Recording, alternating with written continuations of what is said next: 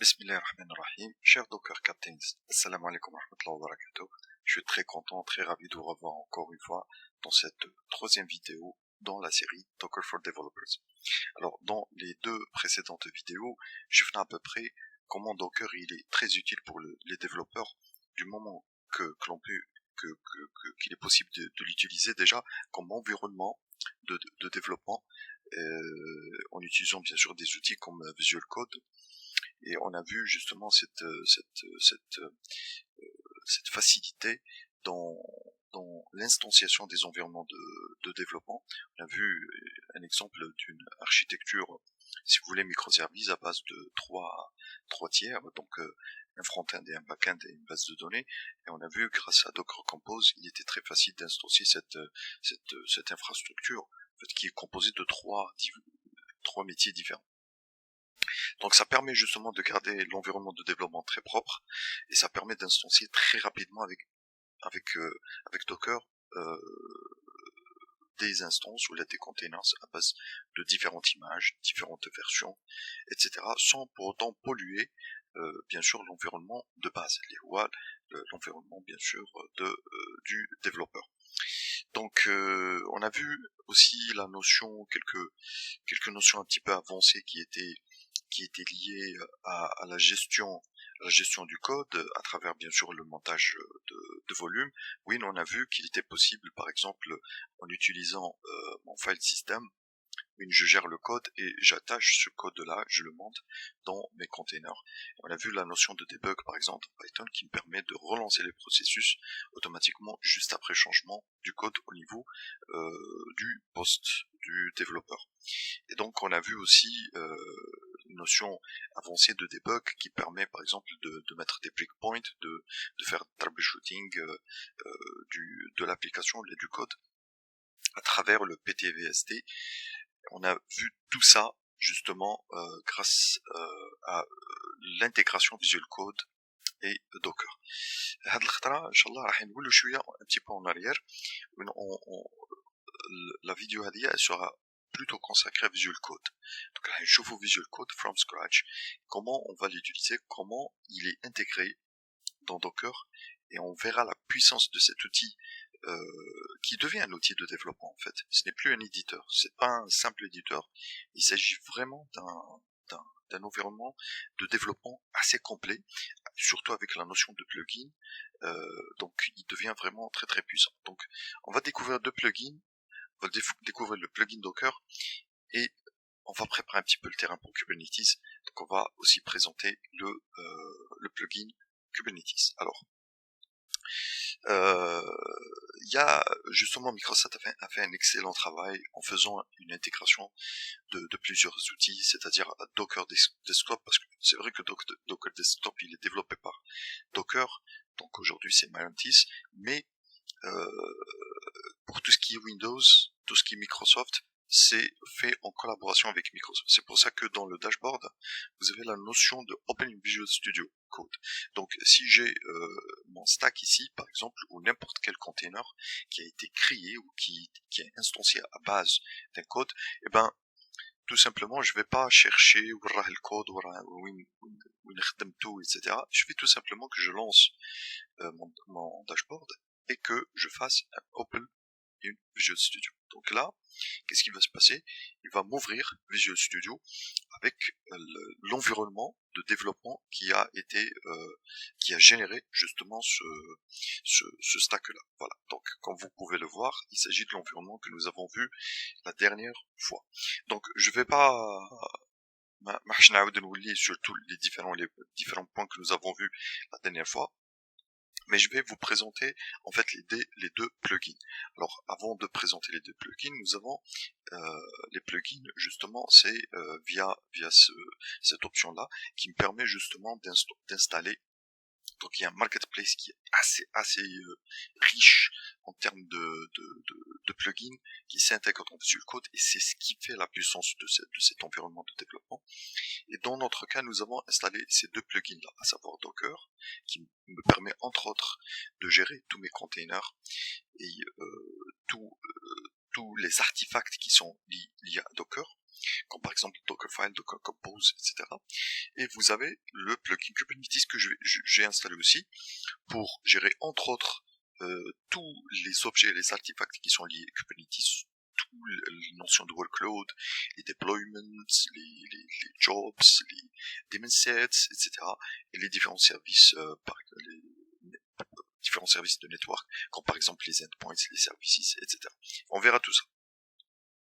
Bon, dans notre exercice, on va aussi installer le Python, juste pour utiliser l'interpréteur de Python pour pouvoir faire du débogage et autres opérations qui sont liées justement au code Python. Donc une fois que nous installons ces deux options, notamment Docker et Kubernetes, nous aurons deux accès. Alors, le premier, cette première option Docker qui me permet, alors entre autres, de visualiser mes containers qui sont en cours d'exécution, d'avoir accès aux différentes images qui sont installées sur ma machine, de me connecter sur un registry. Donc, si je fais un connect, pardon, je clique un connect sur registry, donc je peux me connecter sur le registry de Azure si j'ai un compte Azure, donc via la notion de ACS et AKS, ACI, pardon, Azure Container Instances et AKS, Azure Continuous Services, et vous avez aussi le registry, donc as a registry service, que je pourrais justement utiliser à ce niveau-là. Sinon, je vais me connecter sur le Docker Hub, sinon je vais me connecter sur un registry Docker installé en local, ou sinon je vais me connecter sur le GitLab. Donc, je vais essayer par exemple de me connecter sur Docker Hub, puis il suffit tout simplement d'avoir un compte. Bon, moi j'ai un compte sur Docker Hub, ok, et je vais m'authentifier sur Docker Hub. Et voilà, donc là je suis connecté et je pourrais avoir justement accès à tous mes repos. Donc là j'ai accès à tous mes repos en fait, comme par exemple le repo Clio, où j'ai les différentes images, donc les différents tags, loop, latest 2018, etc. Donc si j'ai envie par exemple de visualiser mon repo, donc il suffit tout simplement de faire open repo sur le browser, et là j'aurai accès justement à mon Docker Hub, plus précisément à mon repo Clio dans Image. Ok, donc juste le temps que ça se lance, voilà, très bien. Donc là j'ai accès à partir justement du navigateur. Donc si je reviens si je reviens pardon à mon Visual Code, donc entre autres je pourrais bien sûr faire du pull repository pour télécharger, par exemple. Là j'ai accès aux différents networks de mon Docker, aux différents volumes de mon Docker, et vous avez aussi la notion de contexte. Alors la notion de contexte, qu'est-ce que ça veut dire? Bon, par défaut je suis connecté à mon Docker local, mais nous avons aussi la possibilité de créer ce qu'on appelle des contextes. À partir de mon client, je peux me connecter à plusieurs contextes. Ces contextes, ça peut être des contextes distants, c'est-à-dire on-prem, des contextes distants on-prem, donc ce sont d'autres serveurs Docker, ou sinon des contextes distants sur cloud, par exemple en utilisant du SCI dans le cas de Azure Continuous Instances, par exemple. Alors je reviens au point des containers. Donc non, ici par exemple je peux visualiser tous mes containers, mais ce qui est intéressant c'est que je pourrais aussi effectuer différentes opérations, comme par exemple la visualisation des logs. Donc là si j'ai par exemple le stdout, si j'ai une redirection des logs au niveau de mon container sur le stdout, et ben je pourrais justement consulter tous les logs sur mon Visual Code. Je pourrais aussi faire d'autres opérations, comme par exemple la tâche shell. Donc là, par exemple, ça va me permettre de me connecter sur mon Docker. Donc c'est à peu près le Docker exec it bash. Là, par exemple, je suis connecté sur mon container. Hada, c'est un container un petit peu spécial. Il s'agit de Docker in Docker. Ok, donc c'est en fait un Docker dans Docker. Donc si je fais un Docker PS, par exemple, donc j'ai une image Nginx, j'ai un Docker Nginx dans mon Docker DND, par exemple. Donc il s'agit d'une application de containers. C'est pour vous montrer un petit peu les choses folles qu'on pourrait réaliser. Je pourrais aussi faire un inspect pour récupérer les différentes informations sur mon Docker, par exemple, sur mon container, donc par exemple l'image de base, le file system, etc. Et bien sûr, je pourrais faire d'autres opérations, comme par exemple opening browser quand il s'agit, par exemple, d'un container qui héberge un serveur web, qui héberge qui écoute par exemple du flux HTTP. Je pourrais aussi bien sûr faire du stop, du restart, etc. Ce qui est intéressant aussi, c'est que je pourrais faire un multi-select de mes containers et donc je pourrais effectuer la même opération sur les containers. Ça c'est vraiment génial. Si j'ai envie d'arrêter tous les containers, donc je pourrais le faire. Démarrer tous les containers aussi, je pourrais le faire. Supprimer, pareil. Donc l'intérêt de ça, c'est quoi? C'est que avant, comme vous avez constaté dans les 2 précédentes vidéos, j'étais dans l'obligation de travailler avec pratiquement 3 outils différents. Avec Visual Code pour générer du code, j'utilise le PowerShell ou le CMD pour la manipulation, par exemple, de mes containers, donc tout ce qui est Docker Compose et build des images, etc. Donc j'utilisais le CMD ou le PowerShell et j'utilisais le dashboard pour visualiser un petit peu mes containers. En fait, j'aurais pu réduire les outils juste à 2 en utilisant Visual Code et juste le PowerShell pour la manipulation de mes containers, la visualisation, faire de inspecter par exemple les containers, jeter un coup d'œil sur l'état de santé, etc., etc. Mais l'avantage avec ce plugin, c'est que je n'aurai plus besoin ni du dashboard, ni du PowerShell, ni du CMD. Ben, je pourrais tout faire à partir justement de mon Visual Code. Et ça, c'est vraiment très très intéressant. Bon, il n'y a pas que ça, mais justement, ça c'est déjà beaucoup. Ça me permet de travailler très à l'aise et d'éviter le contexte switching, le switch de contexte. Pareil pour la partie Kubernetes. Alors pour la partie Kubernetes, vous avez la notion de cluster. Donc là, automatiquement, je suis connecté sur mon cluster. Alors pour information, qu'est-ce que j'ai fait ici? J'ai installé mon Kubernetes, si vous voulez, en Minikube. Donc j'ai juste un nœud qui est installé à partir de Docker. Donc tout simplement, si vous voulez bénéficier de cette fonctionnalité, il suffit tout simplement de faire settings, alors voilà, et j'ai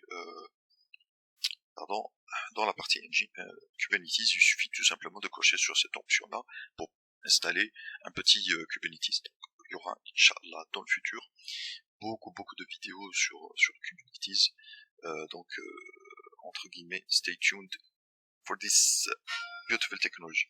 Donc enable Kubernetes, ça me permet justement d'instancier un petit minikube comme je vous ai dit. Et là, ce qui est intéressant, c'est que pareil aussi pour la partie cloud, donc je pourrais par exemple utiliser le fameux AKS pour me connecter sur mes instances AKS sur le cloud. Et nous avons aussi le Helm Repo. Alors Helm aussi, on va le présenter dans des prochaines vidéos. Donc il s'agit d'une technologie qui me permet entre autres de définir un certain mécanisme de déploiement d'applications. Ça, on va le découvrir, Inch'Allah, dans des prochaines vidéos.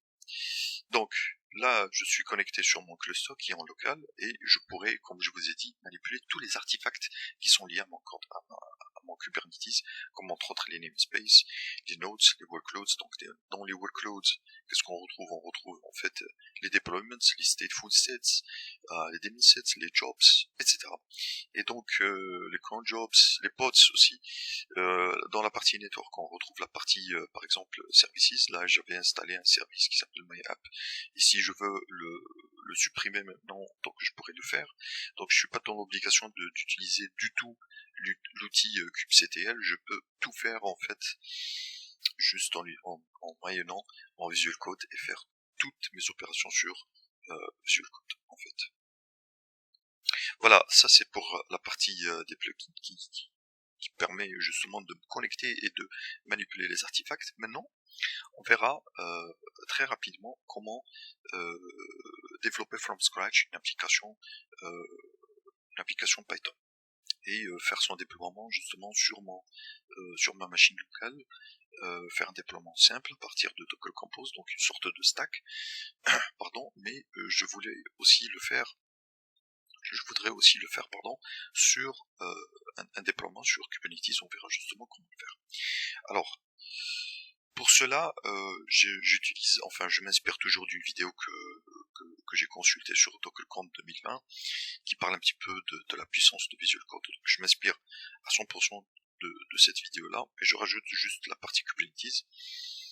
Et donc, ce qu'on a utilisé, c'est plutôt une application que vous retrouvez, que je vais mettre justement le lien GitHub dans la vidéo, Inch'Allah. Et il s'agit bien sûr d'un repo de Michael Hirsch, qui avait, je pense que je me suis pas trompé de son nom, et qui avait mis une petite application Python, qui permet tout simplement d'afficher d'une manière random des GIFs, hein, donc des images GIF. Donc j'ai téléchargé l'application, et l'application elle est là. Ok, j'ai juste tout simplement un repertoire images, templates pour la partie HTML et la partie Flask app.python, et vous avez le fichier requirements qui contient tous les prérequis justement nécessaires pour mon application. Donc qu'est-ce que je vais faire? Je vais lancer mon CMD à partir du répertoire en cours, et je vais faire tout simplement code espace. Donc, ça me permet de lancer Visual Code sur le répertoire en cours. Voilà. Parfait. Donc là, j'ai en fait mon application Python. Donc il n'y a rien de magique, rien de spécial. Tout simplement, j'ai une liste d'images, un tableau d'images, et tout simplement, je génère randomly une image, donc une URL. Je récupère randomly une URL, et tout simplement, je vais dans mon template index.html, je remplace la variable URL par URL que je viens de récupérer. D'où est-ce que je récupère ça? C'est tout simplement dans index.html, et vous avez cette variable-là, URL, qui va être mise à jour en fonction, bien sûr, de la valeur récupérée. Donc, rien de spécial, petite application de rien du tout. Maintenant, on va essayer de la déployer, cette application-là. Alors, pour ce faire, je vais faire du CTRL SHIFT P, et je vais faire Docker add Docker files. Donc je vais rajouter des Docker files. Donc, ce que je vais rajouter deux fichiers en principe. Je vais rajouter le Docker file et le Docker compose. Donc je clique sur Docker add Docker files. Et là j'aurai un petit assistant qui va me demander par exemple j'utilise quelle technologie, est-ce que j'utilise du Python, du Node.js, du .NET Core, du .NET Simple, C++, Go, etc. Dans mon cas, je vais utiliser du Flask. Il va me demander aussi est-ce que je vais générer un fichier Python, fichier Docker Compose. Je vais lui dire oui, et il me demande c'est quoi l'application d'entrée. Donc dans mon cas, il s'agit de app.py, et quel est le port d'écoute de mon application. Il s'agit du port, je l'ai encore utilisé par défaut, c'est le port 5. Voilà. Qu'est-ce qui va se passer? Tout simplement, c'est magique, hein. C'est vraiment magique. Il me génère automatiquement un fichier Dockerfile qui me définit en fait le format de mon image. Donc à partir de l'image de base de Python, machin, je fais l'exposition sur le port 5000 que j'ai mentionné tout à l'heure. Je définis un variable d'environnement, des variables d'environnement, et puis je rajoute le fichier requirements.txt dans la racine. Je fais un run de Python, donc je vais installer je vais utiliser le PIP pour installer tous les requirements qui sont mentionnés dans le fichier requirements.txt, et je vais me positionner dans le dir /app, et je vais copier justement tout dans app. Donc ce que je vais copier principalement, c'est le fichier app.py. Okay. Donc c'est le fichier Python. Et là, comme bonne pratique, vous savez, par défaut, quand on crée un container, quand on crée un Dockerfile, pardon, qu'on n'utilise pas de user, donc par défaut, toute application à l'intérieur qui démarre via le CMD va démarrer avec l'utilisateur root. Bien sûr, le root de Docker, ce n'est pas le root sur votre machine, donc il n'y a pas un mappage direct, mais il faut faire attention, parce que si je fais un Docker run moins privilège, avec le mode privilège, et ben le root de mon Docker, c'est exactement le root de mon host, et là je risque de faire des dégâts. Donc la bonne pratique, c'est quoi? C'est de créer un utilisateur, de lui donner les droits nécessaires. Par exemple, là je vais lui donner le droit de lecture sur le répertoire app, et c'est largement suffisant. Et donc mon container à l'intérieur, tous les processus vont se lancer à base de ce user qui s'appelle app-user. Okay, et à la fin, je vais exécuter ma commande pour lancer justement mon application. Donc, rien de magique. Je reprends, on jette un coup d'œil sur le Docker Compose. Docker Compose, pareil. Donc, il va tout simplement créer un service à partir d'images cat master, et donc cat master, pardon. D'abord, il va lui faire un petit build sur le Dockerfile, et j'utilise le %, tout simplement. Donc il n'y a rien de spécial. Par contre, j'ai un petit fichier intéressant, c'est le Docker Compose Debug, qui utilise, donc c'est une surcharge de ce fichier, donc tout simplement qui comporte une instruction qui concerne le debug pi. Donc c'est l'outil qui est utilisé pour faire du débogage. Et là, j'aurai besoin non seulement du port 5000 pour consulter mon application, mais j'aurai aussi besoin de faire un mappage du port. Donc remarquez ici, c'est du 5000 tout court. Donc ce qui va se passer, c'est que je vais générer un port dynamique que je vais mapper au port 5000 interne. Par contre, je vais utiliser le 5678. C'est le port de débogage par défaut que je vais mapper avec le 5678 bien sûr le port en interne. Voilà, on verra tout ça, justement, on verra cette notion de débogage et justement la génération aussi de mon stack. Alors, ce qui est intéressant avec Visual Code, c'est la partie IntelliSense. Donc, si par exemple je crée un petit répertoire ici, je vais créer un fichier que je vais appeler Dockerfile. Ce qui est intéressant, c'est que par défaut, automatiquement, vous voyez, il reconnaît le Dockerfile comme étant un fichier qui peut être éventuellement utilisé pour tout ce qui est Docker. Et ce qui est intéressant, c'est cette notion d'intelligence. Si je fais from, voilà, vous voyez, donc automatiquement il a reconnu. Et là, je vais utiliser from, par exemple, je sais pas, Alpine. Ce qui est intéressant, c'est que vous avez une autre intelligence très intelligente qui me permet justement de récupérer la liste des images à partir de Docker Hub. Il suffit tout simplement de faire un Docker, un contrôle espace. C'est magnifique. Voilà. Donc là, je vais utiliser Alpine, par exemple. Et là, il me mentionne comme quoi le premier Alpine, c'est l'image officielle, ce que je cherche. Je fais un 2 points. Et là, aussi, pareil, je vais faire un contrôle espace pour me récupérer tous les tags qui existent sur cette image officielle. C'est magique, c'est extraordinaire, c'est magnifique, ça facilite vraiment le travail pour les développeurs afin qu'ils rédigent leur Dockerfile. Dans le cas Win, on n'utilise pas bien sûr cette notion de add Dockerfiles to workspace, donc je peux générer facilement mon Dockerfile. Bon, je vais faire par exemple Form Alpine et je vais faire un CMD,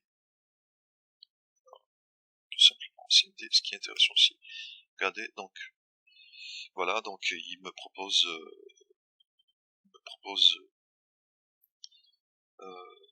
la syntaxe qui correspond à CMD. Donc il suffit tout simplement de faire CMD. Je fais un exécutable, je fais par exemple du bash. Okay, donc en fait l'intelligence, voilà, par exemple si je veux exécuter run, ici il a reconnu run, il me dit que run il doit être suivi par exemple du command. Et là, vous pouvez voir toutes les options, pareil, toutes les options possibles que vous pouvez mettre suite à votre option, suite à votre commande. Donc par exemple, j'ai run commande tout court ou j'ai run commande plus paramètres. Ça c'est vraiment génial, ça facilite, je trouve que c'est très très intéressant, ça permet vraiment d'améliorer la productivité du développeur. Voilà, donc ça c'est pour votre information. C'est pareil pour le Docker Compose. Donc dans Docker Compose aussi, nous avons cette notion d'intelligence qui me permet de me faciliter la création de mes Docker Compose files. Parfait. Donc une fois que je fais ça, qu'est-ce que je vais faire? Alors, je jette un coup d'œil aussi sur la partie tasks, la partie launch. Alors dans la partie tasks, ce qui m'intéresse, c'est plutôt qu'est-ce qui m'intéresse? C'est plutôt la notion d'image. Voilà. Donc je vais faire cat master par exemple, et je vais appeler ça, je sais pas. Enfin, ouais, par exemple. Ok. Donc là je vais changer un petit peu la tag, l'étiquette de mon image, enfin l'image complète. Très bien, donc qu'est-ce que je vais faire ici? Ben, je vais tout simplement faire un clic droit sur mon Docker Compose. Voilà. Et de faire Docker Compose App. Tout simplement. C'est vraiment magique, hein. Donc, je suis pas dans l'obligation d'utiliser mon CND ou mon PowerShell pour faire du Docker Compose que j'ai fait la dernière fois. Là, tout simplement, automatiquement, il va me lancer mon Docker Compose et il va exécuter justement ce qu'il y a dans mon Docker Compose. Donc, à commencer déjà par le build. Donc, il va faire le build de l'image. Le build de l'image, comment il le fait? Il va récupérer bien sûr le Dockerfile et il va exécuter, pas celui-là, pardon, c'est plutôt celui-là dans la racine. Voilà, donc il va récupérer, il va lire les instructions de mon Docker file, il va exécuter l'image. Donc ce que j'ai ici, en principe, j'ai mon container qui est créé. Enfin, il s'agit d'un petit service. Pour consulter ça, alors soit j'utilise mon dashboard, ou soit carrément, prenons les bonnes habitudes, je vais utiliser plutôt mon Docker, dans mon plugin Docker dans Visual Code. Voilà, donc j'ai ce petit nouveau container qui est créé. Et là, par exemple, je pourrais faire un Open in Browser.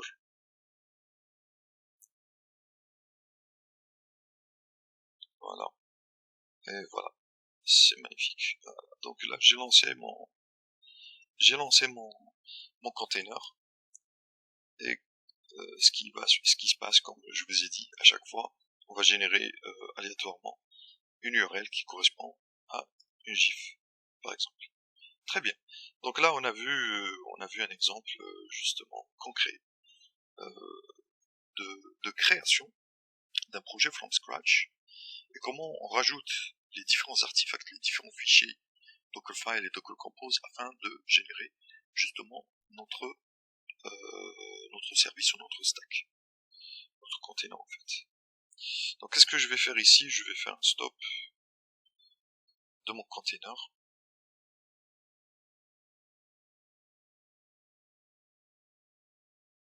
Voilà, il s'est arrêté et je vais faire un remove. Je vais supprimer mon container. Super. Donc là, on va faire la partie debug. Dans la partie debug, ben, tout simplement, vous avez cette option-là dans Run qui vous permet de lancer votre application en mode debug. Alors, on va d'abord ouvrir le fichier app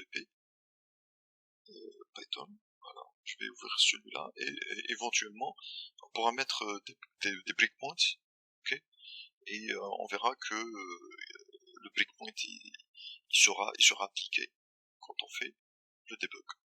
Alors, ce qui est intéressant aussi, c'est que je peux par exemple visualiser des variables. Je vais par exemple visualiser la variable image pardon, donc pour le moment not available, c'est tout à fait normal parce que le mode débogage n'est pas lancé, et je vais exécuter le debugger. Alors qu'est-ce qui va se passer? On va appliquer le fichier docker compose debug, qu'on va exécuter celui-là, et pareil, on va recréer l'image, on va exécuter les choses le plus normalement du monde, et on lance bien sûr notre container.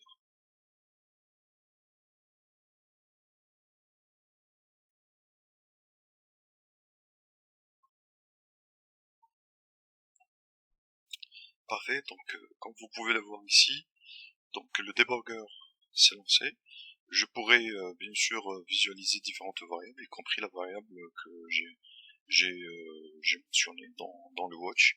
Et là, on voit bien que mon breakpoint est bien respecté, est bien appliqué. Donc il suffit tout simplement que je continue l'exécution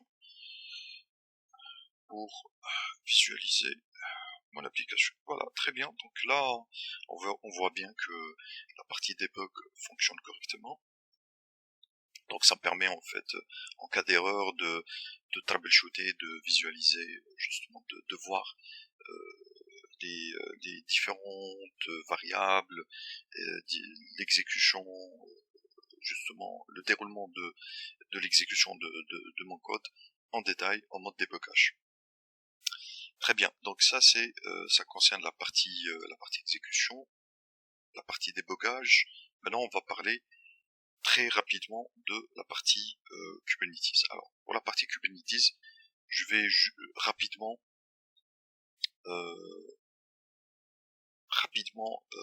rajouter un fichier qui me permet de déployer mon service en fait dans Kubernetes. Pour cela, je vais créer un fichier que je vais appeler deploy.yaml tout simplement, et là qu'est-ce que je vais faire? Je vais créer en fait deux objets. Je vais créer l'objet deployment. L'objet deployment, c'est tout simplement un artefact ou un type de workload qui me permet de définir entre autres le nombre de réplicas de mes pods, l'image de base de mes pods, la stratégie par exemple d'update que je pourrais appliquer, etc. Et vous avez l'autre notion qui est la notion de service, qui me permet d'exposer justement mon deployment. Donc on va pas rentrer dans les détails, ça on va le laisser plus tard, mais gardez à l'esprit justement ces deux objets. Donc qu'est-ce que je vais faire? Je vais faire dep, tout simplement, j'ai écrit juste dep, il a compris qu'il s'agit de Kubernetes Deployment, je dis oui, il s'agit de Kubernetes Deployment, et là je vais donner un nom à mon image, à mon application, pardon, et de quelle image? Alors déjà, pour les images, qu'est-ce qu'on va faire? Je vais faire Docker Images. Qu'est-ce que je vais faire? Je vais tout simplement faire un push de mon image sur mon Docker Hub. Alors je l'ai fait tout à l'heure. Donc j'ai fait un changement de tag. Il s'agit de Ramzivich/cats, et ce Ramzivich/cats, je lui fais un push dans mon Docker Hub. Ok? Donc pardon, ça me permet en fait d'être indépendant de mon registry local. Donc le container ou le service sur Kubernetes, sur n'importe quel cluster Kubernetes, je pourrais en fait l'instancier à partir de mon Docker Hub. Parfait. Donc là, je vais mentionner le nom de l'image. Il s'agit de Ramzivich. Allez, je quitte le Flamindac, parce que c'est slash ou anti-slash. Ramzivich slash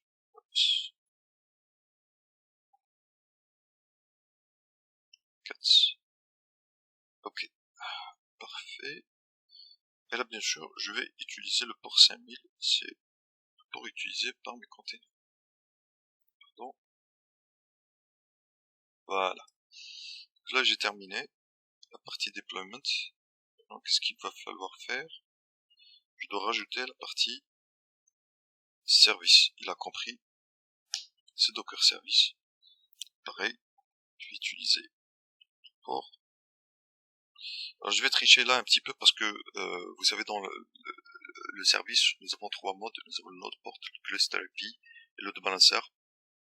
On va aussi expliquer ça plus tard. Donc on va utiliser par défaut, si je laisse les choses comme ça, c'est le mode cluster IP. Le mode cluster IP, donc je pourrais pas le consulter de l'extérieur. C'est juste un service qui sera juste utilisé en interne dans le cluster via le ce qu'on appelle le kube proxy. Donc ça, c'est un composant au niveau des workers. On va pas rentrer dans les détails. Dans mon cas, je vais utiliser soit du load balancer, et ça nécessite une configuration un peu spéciale.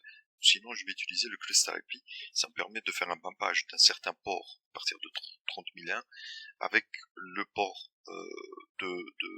enfin interne de mon service.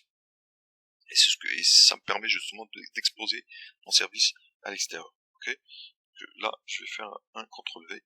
Voilà. Donc, c'est mon service. J'utilise le port 5000 que je vais mapper justement avec le port 30001. Ça, c'est ce qu'on appelle le mode node port. Okay, c'est le mode qu'on va utiliser parce que le cluster IP qui maintenant ne me permet pas d'exposer, de consulter mon service de l'extérieur. Donc, je vais utiliser le 30000. Parfait. Donc, en principe, là, c'est OK. Je vais juste jeter un coup d'œil sur la partie container pour voir que, pour supprimer justement ce container qui est lié à mon service. Je vais faire un remove. Donc ça, c'est un remove en F.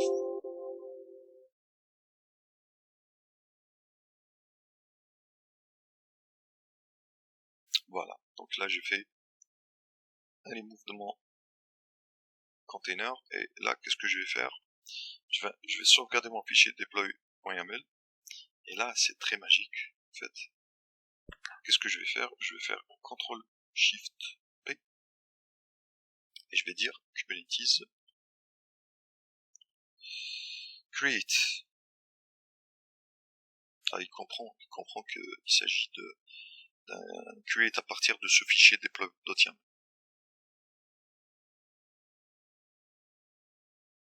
On va juste attendre un petit peu le temps qu'il retrouve un petit peu tous les articles, tous les objets, clusters, de faire les différentes connexions nécessaires.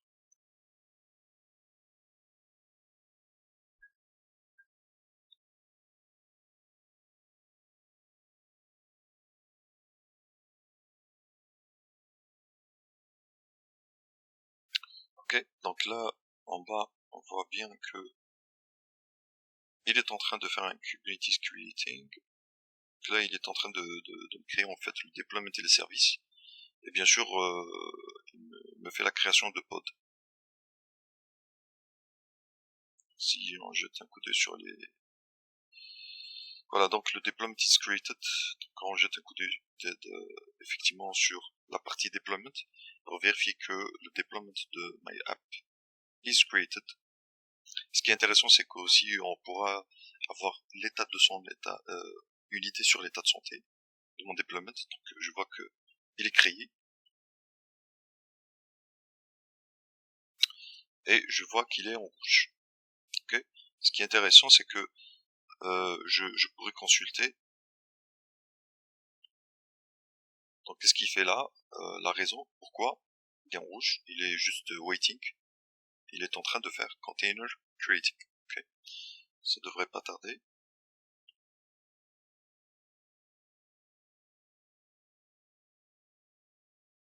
Voilà, maintenant il est passé en vert. Et donc le statut, il est en principe running.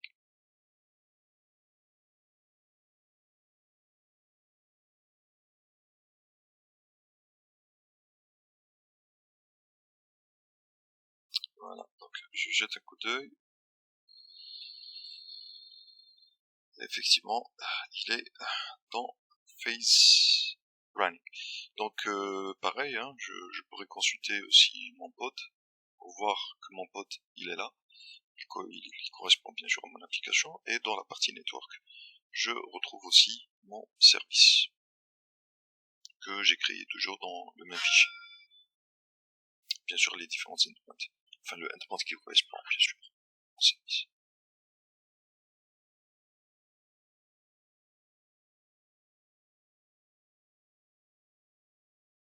Donc ici, par exemple, là j'ai l'endpoint qui correspond à mon service.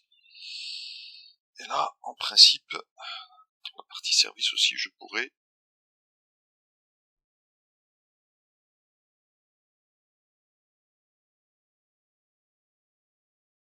ça s'appelle les effets démons en fait. Voilà, donc je vais dans la partie network, partie service, et voilà, donc j'ai mon application qui est dans la partie service. Ben maintenant on va faire juste un petit test. Le petit test, on a fait le mappage du port, notre porte 30 001, pardon.